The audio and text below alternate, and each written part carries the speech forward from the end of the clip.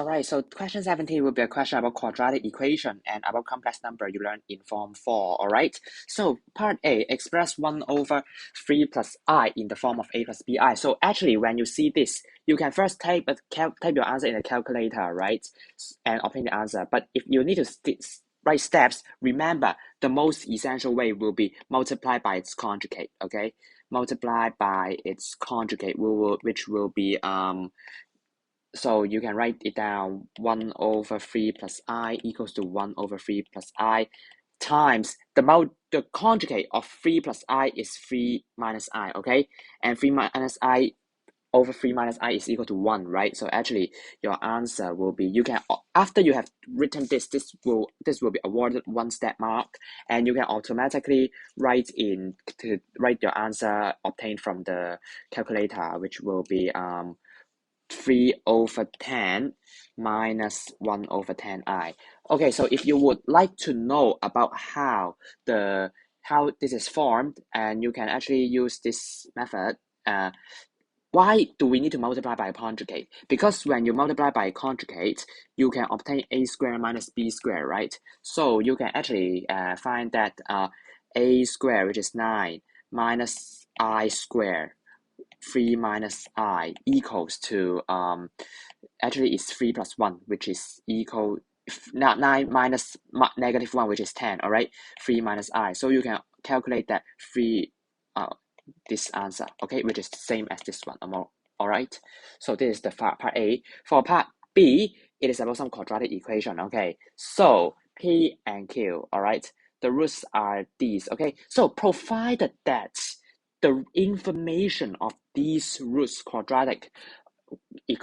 of the quadratic equation, you can actually immediately think of some manipulations. For example, sum of root and product of root, right? And you need to recall that, how do we formulate a quadratic equation using sum of root and product of root? Do you still remember? Fx will be equal to x squared minus sum of root x plus product of root x. This is what you have learned in Form 4. Product of root, okay? This is what you learn in Form 4, all right? So you can actually first find the sum of roots. So sum of root will be, let's see, 10 over 3 plus I plus 10 over 3 minus I. So what is the answer? You can actually use calculator, or anyway, yeah, you can actually use calculator to calculate the answer, which will be let me calculate, which will actually be equal to 6, all right? What about the product of roots? Product of roots, you need to write the steps. Product of roots will be 10 this one times this one, which will be actually equal to 10. So therefore, we can obtain that P is equal to negative 6, because it is negative minus sum of roots. So it should be negative 6, okay? Sum of roots, negative 6, okay? And for product of roots, plus product of root plus 10, so Q is 10, okay? This is the solution for part B1, all right? So for B2, let's see. Let K be a constant if the equation fx equal to K has two distinct real roots. Okay, so you need to interpret, what does two distinct real roots mean?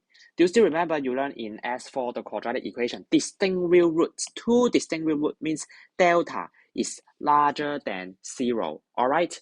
So you need to write down fx equals to K has two distinct real roots, all right? So delta is larger than 0. Delta is not larger or equal to 0, because if larger than equal to 0, then there may be equal real roots, so it is not distinct real roots. So delta must be larger than 0, all right? So let's consider the quadratic equation. Let's rewrite it into this format. x squared minus 6x plus 10 equals to 0, all right? So delta, what is delta? Delta is b squared minus 4ac, right? So we will automatically plug in delta b squared minus 4ac, all right? 4ac. Oh, right. This is not simply a quadratic equation form because it is about fx equal to k. This is fx, right? So fx is equal to k, all right? So you need to rearrange it into this plus 10 minus k equals to 0. This is the form that we can use delta, okay? So after we obtain this format, we can use delta. We can use b squared minus 4ac. C is 10 minus k, okay? It's larger than 0, all right? So you can manipulate 36 minus 40 plus 4k is larger than 0, all right? So 4k is larger than 4, k is larger than 1, okay? So, and another hint you can see is that find the range of values of k. You can see delta larger than 0, larger than, this is a range. So this, your answer is also a range, okay? K larger than 1 is a range, okay? All right, so f of part B3, all right, write down the equation of a straight line which intersects the graph of y equals to fx at only one point. Okay, so what does it mean? Meaning that, for say like this the x squared minus 6x plus 10 is, this one is like a curve like this probably. I'm just randomly drawing the curve, okay? So it's a curve like this, okay? So equation of the straight line that intersects at one point. For example, this point, the tangent point, all right? So the tangent point, the lowest point, right? So you can use methods like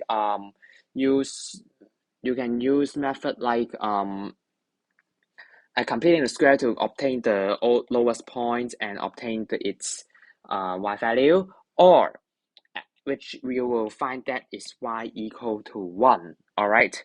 The process could be a little bit more complicated, so I won't demonstrate here, but I want to teach you another method. Consider this is the quadratic equation curve, right?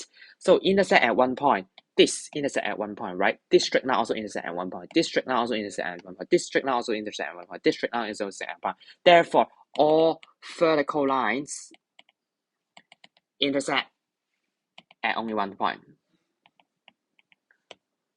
So therefore, if you write all answers like x equal to 1, x equal to 2, x equal to 3, blah, blah, blah, x equal to c, then it is also some acceptable answer, all right?